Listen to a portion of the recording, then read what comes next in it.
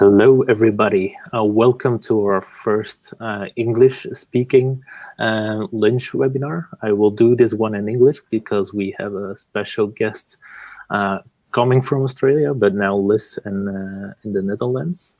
Hello, David. Hello. Good afternoon, everyone. Hello. Who are you? How are you? I'm very well. There's a bit of sunshine outside, which is always nice. Yeah, indeed.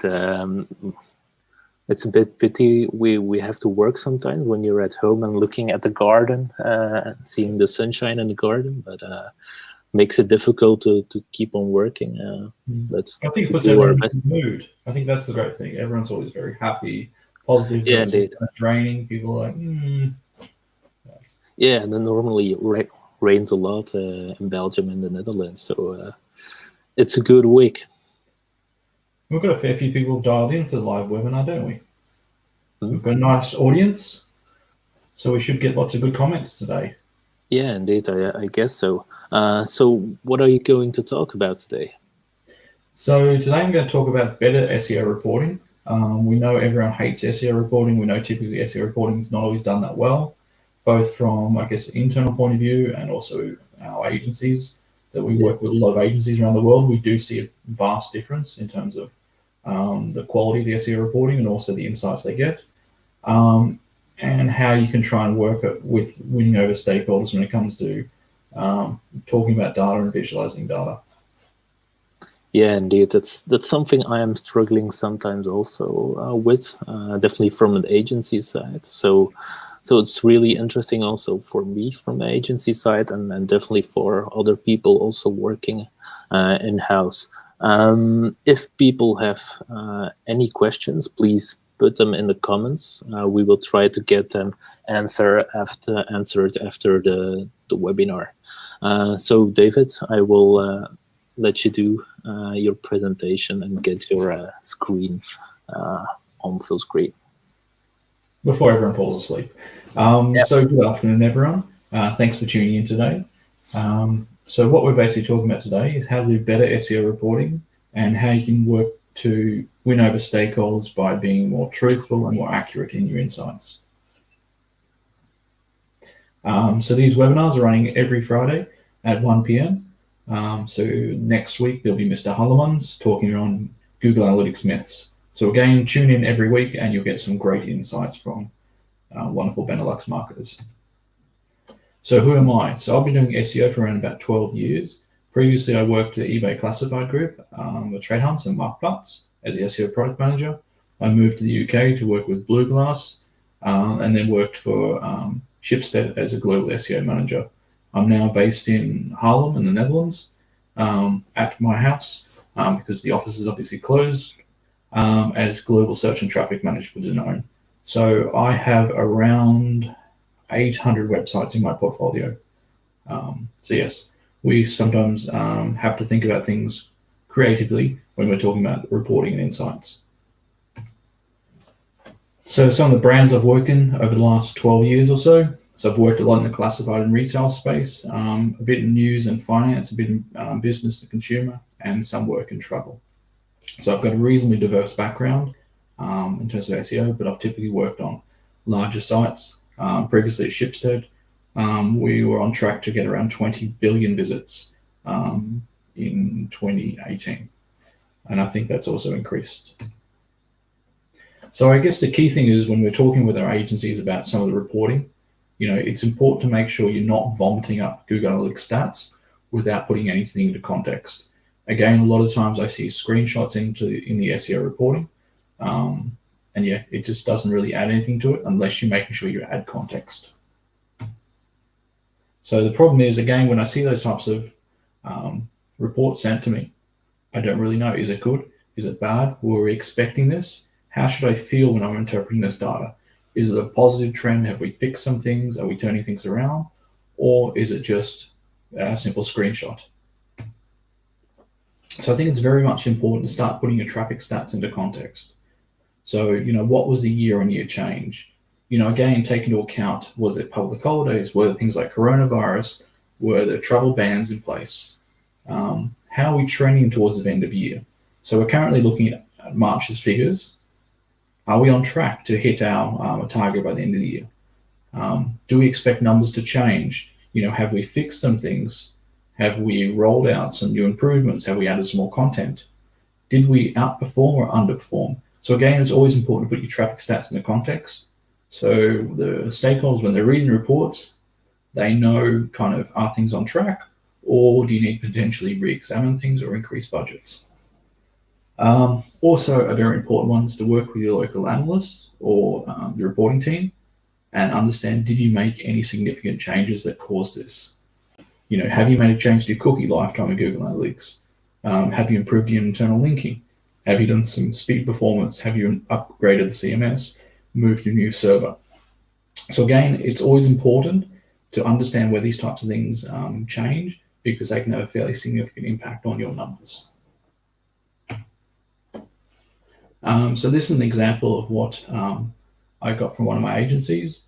And again, these industry updates don't always add much value. And again, this is the same report with 2 different websites with different information. So if you are going to include industry updates in your reports, make sure they're adding value, not regurgitating what you saw on Twitter or search engine land. And sadly, this is what I feel. When I see a lot of these types of things, I think they're often space fillers or potentially excuses of why we didn't hit traffic numbers or why we didn't grow as much. So again, make sure if you are going to have these types of insights, make sure they're more than just space fillers. They're actually adding some value. Oh, and yes, sadly, I see this far too often. I see it also a lot on social media. Burt is to blame. Something happened, Burt is to blame. And again, there's a lot of stakeholders who are always asking these types of questions. If your agency said Burt is responsible, what is Burt? So when you are saying Burt is to blame, please explain to your clients a bit about the Burt background. And yes, Medic. Again, because I work in the health space, we see a lot of shifts around the Medic update. We've seen sites go up, we've seen sites go down, we've seen sites maintain.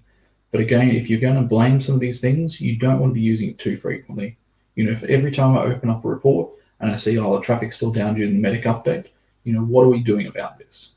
If we're going to blame these types of algorithm updates, make sure there's some addressable plans to fix this or resolve the situation. Oh, and then I see organic search reports. So it's obviously I've removed the keyword from this particular report. But again, you can see they're focused on the keywords that rank well, not the keywords that are driving traffic.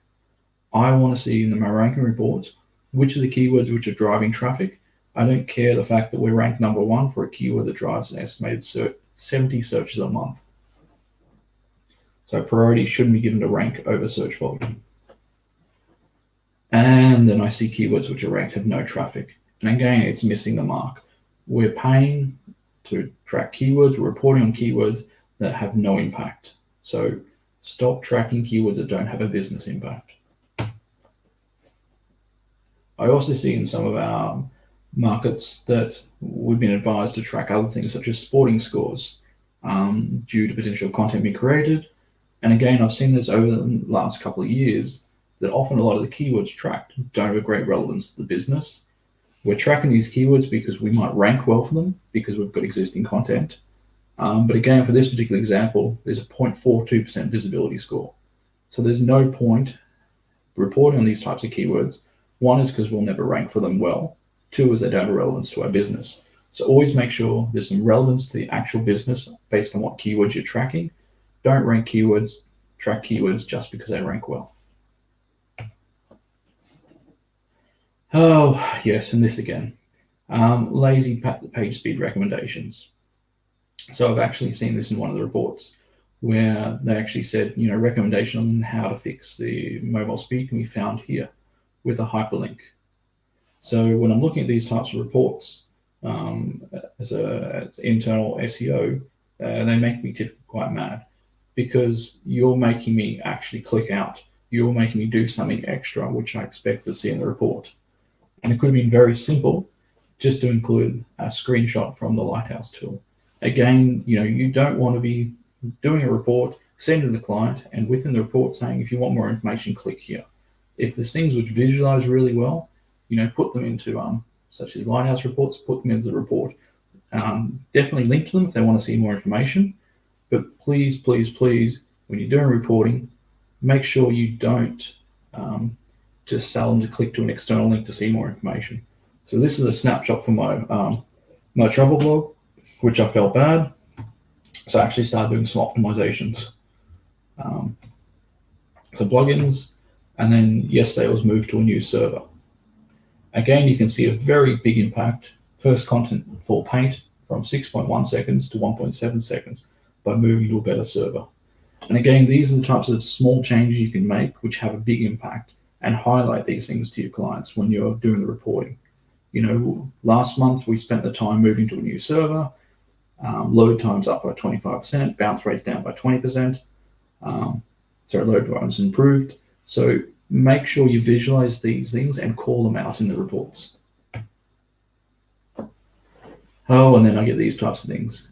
And again, if I'm getting these types of reports, it's not something that I can actually understand anything about.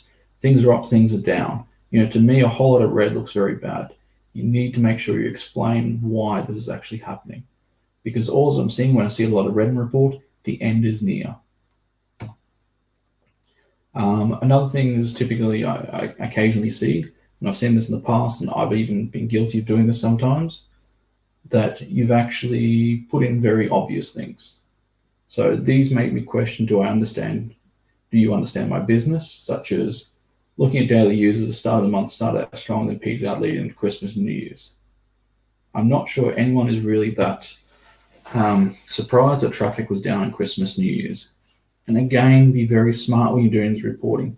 It's your one opportunity to touch with stakeholders and make sure that they have confidence that you understand their business and understand their web traffic patterns. If you can see for the last 3 years in a row that traffic was down Christmas and New Year's, probably don't highlight in the report. They probably have a pretty good idea. Oh, and please stop the Excel reports. Again, they're static, they're useless, no one really looks at them. You're basically wasting time. Again, if clients want it, and sometimes clients ask for these types of things, ask the following typical questions. Do they value more efficient of your time spent actually doing SEO? Do they want almost real-time reporting? The other issue is you can't track if they click and open the Excel reports, but you can if you use something like Google Data Studio or Tableau. The other fun thing, which has happened in the past when I was working in agency, we did the reporting on the wrong month. So the problem is we had to resend that Excel file. Again, if that was done in something like Tableau or Google Data Studio, we could have tweaked that in the back end without having to explain to the client that we sent the wrong report. And again, it's important to ask the clients, are they paying you for just reporting or SEO? If they are paying you for reporting, that's fine. But if they're paying you to expect results, you want to make sure you're actually delivering those results. And again, Excel reports should have stopped years ago. So please stop sending static Excel reports every month. No one really cares. No one really looks at them. You can move to interactive dashboards such as Data Studio or Tableau and deliver automated reports in a far more beautiful environment. Oh, and I also occasionally see these types of things. So again, the SEO report for May was generated on the 5th of June. If you're doing automated reporting using tools like SEMrush, do them on the day. There's no reason an automated report in SEMrush should be delivered 1 or 2 weeks after.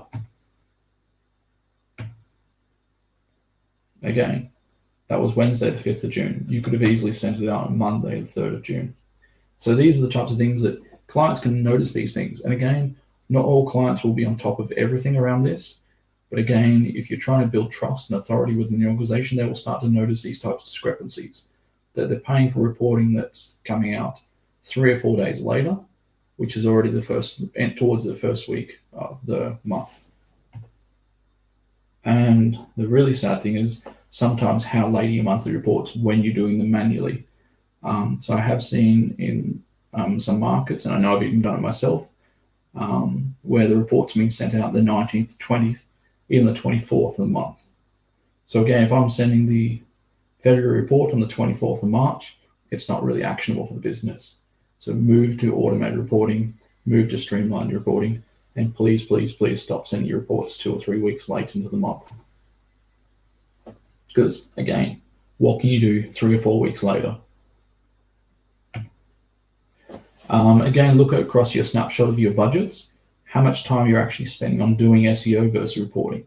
If you're spending a third of your time reporting and you're not spending your time on optimization, think about these types of things. Again, if you're spending 10% of your time on technical monitoring, and you can use a tool like Content King to automate that monitoring, that's 10% of your time you can spend on on-site optimization or outreach. So be smart about your deployment of your budgets if you want results. So typically when I look at these types of things and I see you doing technical reporting and monitoring, these are the types of things I'm going to look to start cutting from your budgets. Again, there's tools like Deep Crawl, which monitor crawlability, site speed, identifies quick wins, and does monthly reporting for you. These types of things I'm going to actually take out of your budget. So if you continue to charge me for these types of things, eventually you find your budget may decrease. Also great things like, again, Content King, all these things which you're talking about within your monthly reporting, they can do for free as part of the packaging. So take advantage of these types of tools, automate your reporting, streamline your reporting, and making sure it's not taking 2 or 3 weeks to get the insights to your clients. Also, again, tools like SEMrush, which a lot of agencies typically use, all this stuff is basically automated. You can send out weekly position tracking reports. You can customize, you can brand them, you can white label them. All these types of things can be scaled and automated. These things shouldn't be done manually anymore. Because again, automated reports are almost real time and free. Most of you are using Google Ads, Google Analytics, and Google Search Console. All these connectors are available within Google Data Studio for free. So takeaway notes. Stop using Google Analytics data without context. Ensure industry news adds value and is relevant. Focus on keywords driving traffic, not vanity rankings. Make sure share of voice tracking is useful and ranking is possible for these keywords. Make all your recommendations and your reports actionable. Explain why the metrics are moving significantly so you don't panic people. Stop with manual Excel reporting and ensure your monthly reportings don't take 2 to 3 weeks. And automate your manual tasks and focus on insight and strategy activities. So that's the end of the session on reporting. The next one, do we have any questions on that before we move on to winning over stakeholders? We had one question from Arne. I will show it in the screen.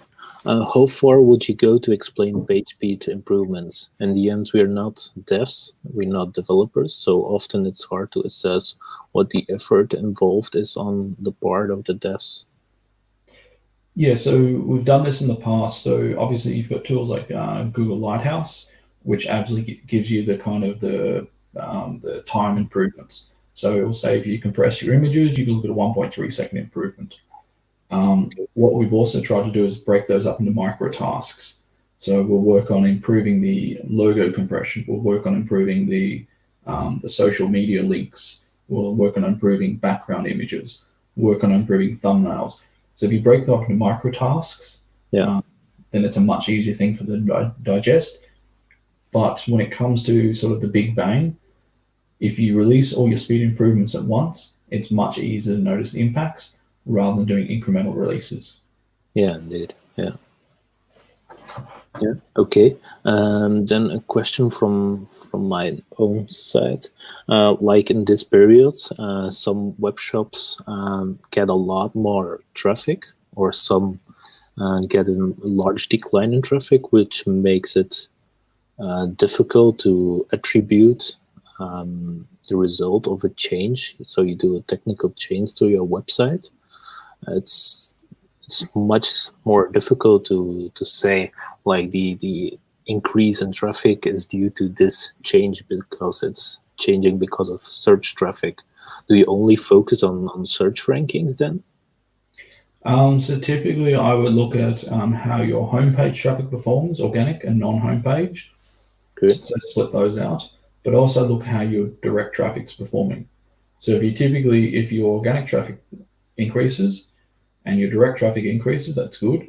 But if your direct traffic maintains the same and your non-homepage declines, that more likely means it's an SEO issue. If your homepage traffic declines, it's typically more related to brand. Okay. So that's how I would look at splitting your organic traffic. But always try and tie it back to direct, because then that gives you a rough calculation, and that they form a reasonable sort of pattern. It's not perfect, but it's what we've used a lot in the past. Good, interesting. So there's one question. Also, what would you recommend for reporting to your SEO team using SEMrush or Google Data Studio? I mean, I would do Google Data Studio. The simplest way to do it, well, there is a SEMrush connector that connects directly into the Data Studio as well. That's one option. But if you need to manually sort of manipulate some of this, not manipulate, when you need to manually kind of take things and fix things and adjust things, I would put into a Google Sheet template and then feed that into Data Studio. Yeah, we also had the same thing with the advanced web ranking connector for Data Studio. It's just not always giving the right things, and some combinations are not possible, and then data is not correct, and then it's better to leave it out and use a spreadsheet, for example. So yeah, that's indeed a good one. And then maybe a last question. I understand what you are saying about automated reports on the first of the month, but don't you always want to include some manual conclusions? If you have many clients, it's difficult to do the manual part of the reporting so soon in the month. Yeah, so there's two parts to this. One is generate the report. So you can generate the report on the first. You don't have to, I mean, I love it if you send on the first, but at least generate it on the first, as long as all the data's in there. The thing around to come to the conclusions, you can typically look at these in the last week. So how trends are performing over the last week and last couple of days of the month are not going to drastically change. So if traffic is down by 30% on day 29, things aren't going to shift that much over the next day or two. You just might have to tweak on your results when you get the final numbers. So I would say start looking at the figures and start making conclusions and writing notes in the last week. Okay, thanks. And then the very last question, and then we will start with the next part. How do you make sure your reporting really reaches its goals? Do you ask your stakeholders what they think, for example? Yeah, I think, that's also where it's important to do a call when you walk through the report and you actually make sure they are looking at the report and getting the questions. I mean, typically I have worked in an organization in the past where we got told we needed to do reporting and we stopped sending the report for 7 months. We were tracking with MailChimp, so we saw no one was opening or clicking on the link before we stopped sending the report. And no one actually asked any questions. We might have been a bit sly. We did ask people, how was the report? And they said, oh, no, everything's fine. So it just proved that no one was actually using the report, which we were spending 1 or 2 days on. So I think, having those calls, webinars, walking through the report, I think is a good idea because you can get direct feedback. But yeah, asking the stakeholders what you think is not always going to give you the results you want. It can be the case that you want to frame the question in your advantage. So, do you agree we need to reprioritize our efforts on page speed? Or can you check into that part of the report on page speed? Because I'm trying to send out a letter later today to remind people on the importance of this topic.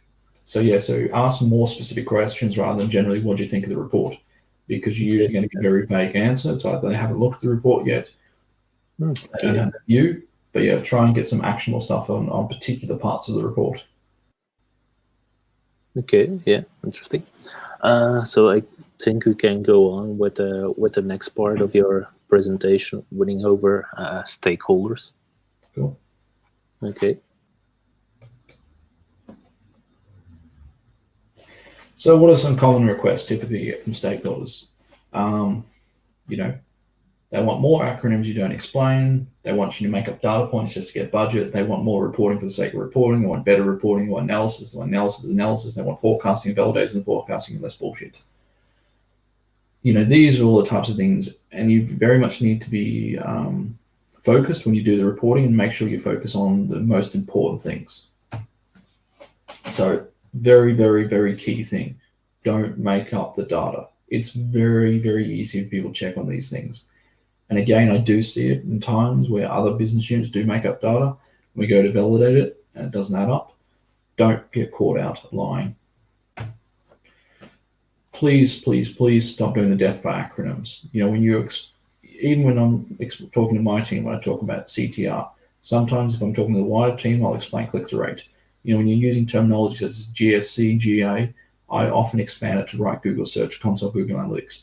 You're communicating to the key stakeholders. Make it easy for them. Don't try and make them feel like they're an idiot if they don't understand the acronyms. Again, don't try and confuse stakeholders. It's very easy to confuse stakeholders with all the sorts of random crap we make up sometimes in digital marketing. You want them on your side, so don't try and confuse them with acronyms. Explain yourself and try to avoid acronyms where possible. It's also important to agree what are the top line metrics which make a business impact.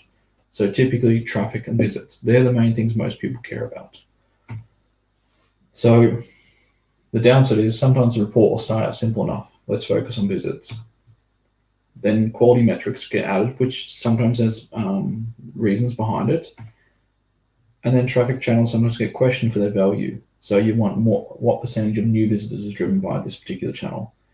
But very soon the reporting can suddenly become this: depth, conversions, other pages viewed, and cross-device impressions, average interactions. So it's very easy for reporting to get suddenly overcomplicated. But I think what big thing around reporting, you need to draw a line in the sand, because again, it becomes that whole just one more thing. Oh, we can add this, we'll add this. When it comes to reporting, you need to push back and make sure the main focus of the reporting is what you started with. Otherwise, the report can very quickly be overloaded with all sorts of metrics. You're reporting on Facebook ads, Search Console impressions, analytics, page views, multivariate touch points, MailChimp, open rates, send rates, deliverability rates. You want to kind of avoid this. You don't want your report to be everything in one place. You want reports to be very specific. So again, what did the stakeholder want? They wanted traffic and visit numbers. So go back to that. Go back and focus on what they asked for in the first place. When it comes to forecasting, again, this is the type of question we sometimes get from some of our markets. How do we look at forecasting? So typically, I usually advise basic forecasting. You're looking for a metric change, which are tracking uplift, low workloads done typically in analytics and measured in analytics. Standard forecasting, you can look at ranking improvement, impression improvement, better click-through rates. That takes a moderate level of work, and it may require some SEO forecasting software or some formulas in Excel or Google Sheets. Then you get the much more complicated stuff, the stuff typically I've had to do a lot in the past. We do business-based forecasting. You look at rank improvement, impression uplift, click-through uplift, traffic uplift, increased sales, increased conversions. And the work required around those can be typically moderate to high, because you have to take a whole lot of other factors into consideration. You have to take budgets into consideration. You have to take seasonal trends. So understand when you're doing forecasting, what type of forecasting is required. Is it basic? Is it standard, or will it be business forecasting? And typically consider that based on your experience and the workload and the resources available. But please, please, please make sure when you're doing analysis and forecasting, make sure you validate it with their analysts and their insights team. Because if you're saying two different stories, they're going to take their view of yours. But the sad thing is even when you have all the data and insights and trends, you will sometimes lose out because they'll focus on one shiny, bright thing that takes all the resources away. So don't panic. It will happen occasionally. The other thing that's very important around working and convincing stakeholders, don't use the fear card too often. It loses impact. So you see with them, as I said, the monthly reporting, medic update, Burt update, hummingbird update, panda, penguin. You want to make sure you're not overusing those fear cards because they start to drown out and ignore you. So everyone remember Mobilegeddon? So I was able to make sure all our sites were mobile friendly, or at least our key pages. The feedback from stakeholders was we didn't see a traffic decline. We kind of think this was overrated. So even when you get everything prepared to stop the business from hemorrhaging, they will still sometimes look at this and think that you've used the fear card. So just accept sometimes if you get the business prepared or equip them in terms of clients, that there's a big change coming up, they need to be prepared for this, they will still sometimes throw you under a bus. And again, what was that Google algorithm update excuse? These things will haunt you. If you use these things too frequently or too often, they'll become a bit of a running joke. So make sure you're not overusing some of these things when you're communicating with stakeholders. And again, have an agreed strategy and metrics. So when you talk to them, you said we agreed we would follow this strategy. We agreed we would continue adding content. We agreed we would continue fixing technical issues, and highlight the fact that how you're performing against these metrics. So it's very important that you have agreed strategy and agreed metrics, because when things panic or when things fall apart, you can always fall back to those. Takeaway notes: don't try and confuse and mislead stakeholders. Focus on top-level metrics. Understand what type of forecasting is required. Validate your data with your analyst. Accept sometimes your business case will lose out. Sometimes you will annoy stakeholders with some of these proposals. Just accept that's a way of life. Don't overuse the fear card. Don't overuse Google algorithm updates, and ensure you have an agreed strategy and metrics that you fall back to. So dankjewel. That's the end of that particular session. Just a quick reminder, I'll put that up on the screen for Mr. Halleman's webinar next week on Google Analytics myth busting. Yeah, cool. Thank you, David, and also for introducing our speaker for next week at the same time, 1 in the afternoon. We do have Iwanow Hallemans about Google Analytics myth busting. So I saw there was one question still. Maybe you will cover this further down the line, but do you evaluate whether your forecasts were accurate enough? I think that's what you meant with checking it with the data analyst. Yeah, again, I think that's something that, as SEOs, we sometimes suck. We don't follow up things.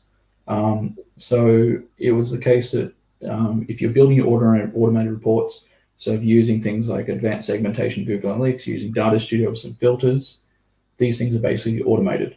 So in the past, we have built custom reports or dashboards to monitor these types of impacts. And it was the type of thing we would report on every week or every month, depending on the size of the project. It's definitely something you should be constantly putting these points, because again, if you fix some technical issues and you say, oh, by the way, organic traffic's up another 5% for this part of the site we focused on, this week is up another 6% while the rest of the site is flat, you want to scream about these successes. Yes, indeed. Yeah. And learn from them if potentially it tapers off, because we do start to see some of these things will start to decline again, which means you put your hand up to say, hey, this worked for us, but we need to get some more investment to keep this going. Okay. Another question: how do you cope with Corona forecasting? As we all have to do right now, are we able to forecast upcoming behavior? It depends what business you're in. So if you're in a business that sells, consumer goods, it's a bit easier to do this forecasting. Typically, it's tied into brand. So when you're doing your Corona forecasting, focus on very, very simple keywords. Consumers have sort of dialed back their complexity in terms of how they search for stuff when they're kind of panicking. So I think most people are saying almost week to week is kind of the best you can kind of get. I think, it's going to be a real tough one. Again, it depends on if you're in a travel site, it's going to be really hard to forecast these types of things. It also depends on which market you're in. So if you operate in the UK market, you may not get as much impact as if you're operating in France or Italy or the US. So yeah, so it is quite hard to deal with corona forecasting. I guess I'm in a lucky position that I don't have to directly do the forecasting, but I do have to the insights and trends. So yeah, look at your content. Make sure your content's updated to focus around coronavirus. Because people will be looking for information. Are you still operating your stores? Are you doing delivery? Do you have phone support? Do you have social media support? What's your refund policy? So make sure you review all your content around this topic. You'll maintain that traffic, but it may not always match up with revenue. Yeah, I also think it's important to use all your first-party data if you figure out if there are a lot of questions about a certain topic in the live chat for the support, and you don't have paid for it. I think it's important to and monitor mine Google Search Console. Google Search Console and Google Trends will be your biggest friends right now. Yeah, indeed. I had a client which is an online pharmacy, and we once noticed that searches to via Search Console to mouth, I think it's how it's called in English, the mouth mask, or it's different. And a lot of people were buying it, but we didn't mention it on the homepage. We didn't mention it on the category page. So we changed that really quickly, so everybody was able to find it. And I think other web shops also need to do that. When a lot of people are searching for a trampoline, for example, the toy store, the online toy store, has to place it on their homepage. So act on search behavior and try to analyze your Search Console, Google Analytics data, all the data you have. I mean, also look at some of your competitors to see what they're doing. So if you're in the e-commerce space, and you try and find online fitness equipment right now.